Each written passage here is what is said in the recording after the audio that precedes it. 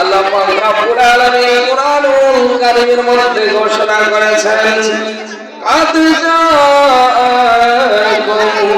من الله نور وكتاب مبين এইমাত্র তোমাদের কাছে এসেছে আল্লাহ হইতে একটি নূর এবং সুস্পষ্ট কিতাব সূরা মায়েদার 15 নম্বর আয়াত তাফসীরে কামিলুল ঈমান 14 শতাব্দীর মহান মুজাদ্দিদ আলা হযরত আজিমুল বরকত এশক মুহাম্মদ যিনি প্রায় 1500 অধিক কিতাব রচনা করেছেন, যিনি ওই রেজভী বাবাকে আলা হযরত বাংলার জমিনে পাঠিয়ে দিয়েছেন ইসলাম প্রচারের জন্য। সুবহানাল্লাহ সুবহানাল্লাহ।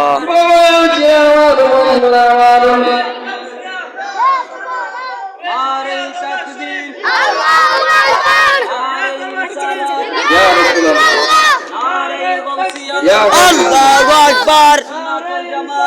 ইয়া রাসূলুল্লাহ। দরবার শরীফ জিন্দাবাদ জিন্দাবাদ। বিশেষ বক্তার আগমন, শুভেচ্ছার স্বাগতম। মাহফিল কমিটির পক্ষ থেকে লাল গোলাপ শুভেচ্ছা। এই এলাকার পক্ষ থেকে লাল গোলাপ শুভেচ্ছা। সকলে বলি আলহামদুলিল্লাহ আলহামদুলিল্লাহ। আমার ভাইজান এসে পড়েছে, আমি এই অল্প সময়ের মধ্যে আমি শেষ করে দিচ্ছি। আমার আল্লাহ পাক রব্বুল আলামিন বলেন কাদ, এই শব্দটা মাঝি কারিম মাঝি বদল হয়েছে মাত্র, যা আসিয়াছে কোন তোমাদের কোম হলো জমাসিকা বহুবচন, কোন তোমাদের মিন হইতে মিনাল্লাহি আল্লাহ হইতে মিনাল্লাহি নূর আল্লাহর নূর, এই নূরের মাত্রা হলো নবীজি। জোরে বলি সুবহানাল্লাহ।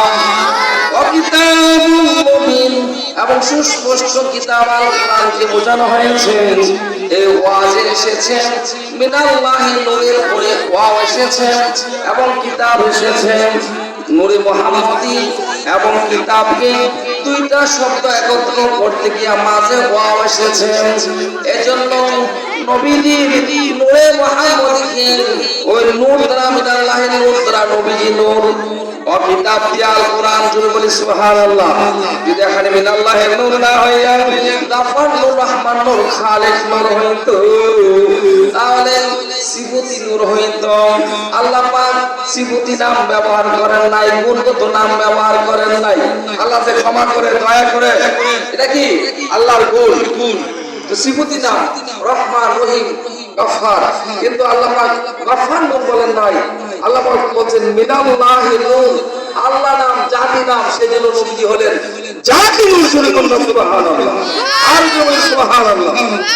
আহলে সুন্নাত ওয়াল জামাতের আকায়েদে নবী হলেন কি জাতি নূর। সুবহানাল্লাহ।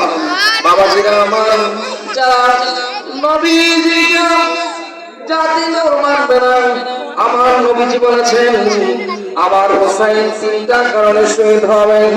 এক নম্বরে আমি নবী জাতি নূর, দুই নম্বরে আমি নবী হাজির নাজির, তিন নম্বরে আমি নবী ইলমে গায়বের অধিকারী। বর্তমান জমানায় যারা নবীকে হাজির নাজির মানে না, ইলমে গায়ব মানে না এবং জাতি নূর মানে না, এরা নিঃসন্দেহে এই মুসলমান। ঠিক কি না? যে রেজিনোমা এইগুলি বেশি বেশি আলোচনা করতেন, যার কারণে বাতিলের দ্বারা তিনি আক্রান্ত হয়েছেন। প্রায় 26 বার ওনাকে আহত করা হয়েছে। বাবাজিরা আমার, বন্ধুরা আমার, নবীজি উহুদের প্রান্তরে আল্লাহর মোবারক শহীদ হয়েছে। হয়েছে কিনা? হয়েছে। ওই সত্য প্রতিষ্ঠার জন্য নবীজি আল্লাহর মোবারক শহীদ হয়েছে। আমার রেজভী মাওলাও সত্য প্রতিষ্ঠার জন্য ওই তিনি রক্তাক্ত হয়েছে। ওই সিলেটের আলিয়া মাদ্রাসা শাহজালাল বাবার আলিয়া মাদ্রাসার ময়দানে উনি ওইখানে প্রধান বক্তা ছিলেন। জামাত শিবিরের লোকেরা ওনাকে ছুরি দিয়ে আঘাত করেছিল, আপনারা হয়তো জানেন। বাবাজিরা আমার, আমি আপনারা কলকাতায় ওই কাফেরদের মোকাবেলা করেছেন। এটাও কি যুদ্ধ করেছেন? এটাও কি শূন্য? সুবহানাল্লাহ। এখন বর্তমান জমানা এই বাংলাদেশে আহলে সুন্নাত ওয়াল জামাত এবং ওয়াহাবি, খারিজি, রাফিজি, শিয়া, কুর্দি, জামাত, শিবির, আহলে হাদিস, সালাফি, বালাকুটি, দেওবন্দি যত ৭২ ফিরকা আছে, এই ৭২ ফিরকার তৌহিদি নাম জনতা নিয়ে আজকে বাংলার জমিনে প্রায় 200-র মতো মাজার ভাঙচুর করেছে, হামলা করেছে। এজন্য বাংলার জমিনে সামনে একটা যুদ্ধ আছে, একটা হুসাইনি মুসলমানের যুদ্ধ আর একটা এজিদি মুসলমানের যুদ্ধ। এই যুদ্ধের মধ্যে আপনারা আহলে সুন্নাত ওয়াল জামাত নির্বাচন করবে, মোমবাতি মার্কা নির্বাচন করবে। আপনারা ওই মার্কাকে ব্যালটের মাধ্যমে নির্বাচিত করবেন। এতে প্রমাণিত হবে হুসাইনি মুসলমান বাংলার জমিনে আছে। হুসাইনি মুসলমান যতদিন পর্যন্ত বাংলার জমিনে থাকবে একটা মাজারও ভাঙতে দেব না। ঈদে মিলাদুন নবী চলবে এই বাংলার জমিনে। কোন এজিদের এজেন্ডা আমরা সুন্নি মুসলমানরা এক বিন্দু রক্ত থাকতে এই এজিদি মুসলমানের এজেন্ডা বাস্তবায়ন করতে দেখবো না। সবাই রাজি আছেন কি নাই? সবাই আগে বলেন নারে তাকবীর, আল্লাহু আকবার, নারে তাকবীর, আল্লাহু আকবার, নারে রিসালাত, ইয়া রাসূলুল্লাহ, নারে গাউসিয়া, ইয়া রাসূলুল্লাহ, আহলে সুন্নাত ওয়াল জামাত, জিন্দাবাদ জিন্দাবাদ, রেজবিয়া দরবার শরীফ, জিন্দাবাদ জিন্দাবাদ, রেজবিয়া দরবার শরীফ। জিন্দাবাদ জিন্দাবাদ। আলহামদুলিল্লাহ।